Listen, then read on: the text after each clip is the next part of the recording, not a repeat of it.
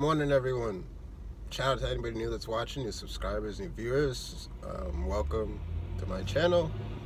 Nothing overly crazy, just talk about shit sometimes and share my thoughts.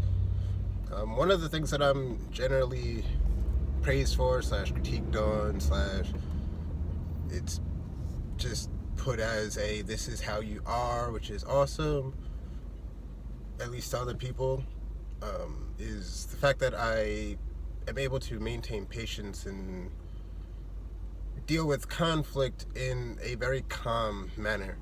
And it's something that other people are generally like, oh man, I wish I could do that, I wish I could be like you, or I wish that I had the ability to stay that calm during that situation. I work at a job where I'm often arguing with people, and part of it was putting into practice the stuff that I read and learned, that I was like, yo, that's true, so let's try putting this into practice, but doing it all the time. I think what tends to happen for a lot of people is they may come across new information that they're like, oh, this is really good, and then they'll do it for a little while and feel great, and then stop doing it, and then almost never go back to practicing it on a regular basis. I don't actually have evidence to back that up, but to me it shows in their actions when they're not continuing to behave in the manner that they read and speak about behaving. But what I've tried to do, at the very least, is put this into practice every single day. The biggest thing was not taking things personally, so even when I know that a jab or a shot's being thrown, I do my best to work past that, to hear it, take it in, and just try and ignore it, but not forgetting that it was said. Because I'm not trying to sit there and let somebody try to play me, but I'm also not I'm not going to allow a conversation to be derailed because we're going to get off into like little jabs and attacks at each other, which are going to accomplish nothing.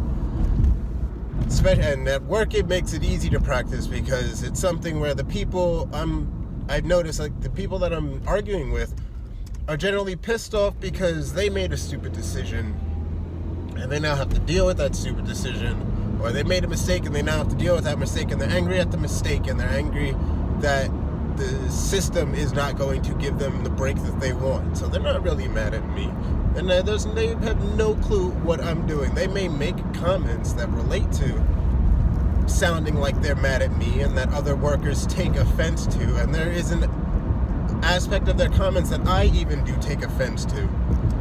But I know that they're coming from a place of anger, and that place generally isn't going to produce quality comments or information.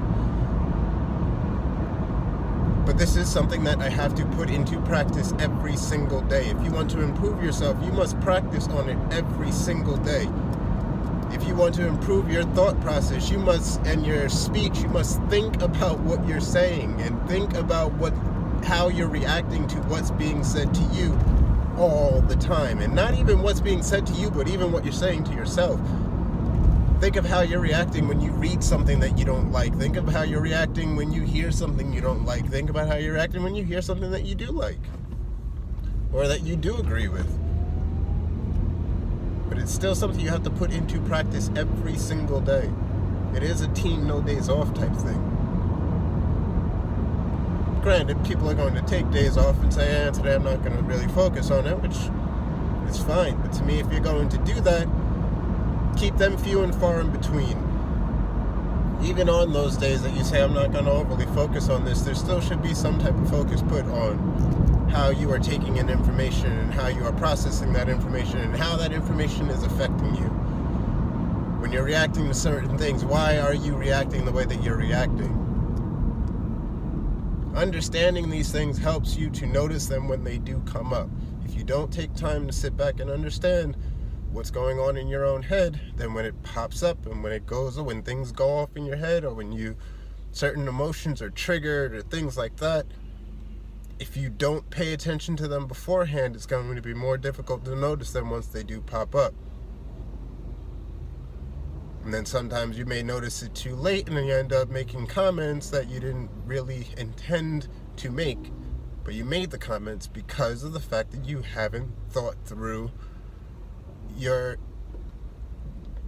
reactions. You haven't paid attention enough to it. So you'll jump out and make irrational comments or make bad generalized comments. I do it all the time where I make a statement that I'm like, yeah, that was too general. And it's too generalizing, can be poked at very easily if somebody really wanted to. And maybe the person doesn't dig at it, but I will personally dig at it and be like, I could have worded that better. Yes, I'm not going to be perfect, and nothing's ever going to be said perfectly, and I won't say nothing will ever be said perfectly, but there's going to be a lot of things that aren't said perfectly, and a lot of things that are going to be said in my head perfectly, but taken wrong, which I have to accept is going to happen. But at the very least, learning to be prepared for responses and be prepared for the paying attention to the way that you react. It's something that you practice and work on every day. Yeah, part right there may not have made sense, but whatever. I haven't put up a video in a while, and I'm not going to edit this or take that out because it is what it is.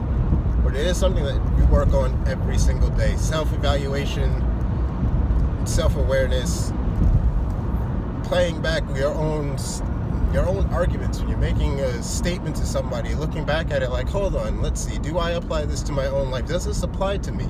Can I relate to somebody else speak through this? Does somebody else maybe understand me in a different way, which will help them to relate but can't exactly connect to it, but at the very least can draw some type of a relation from this?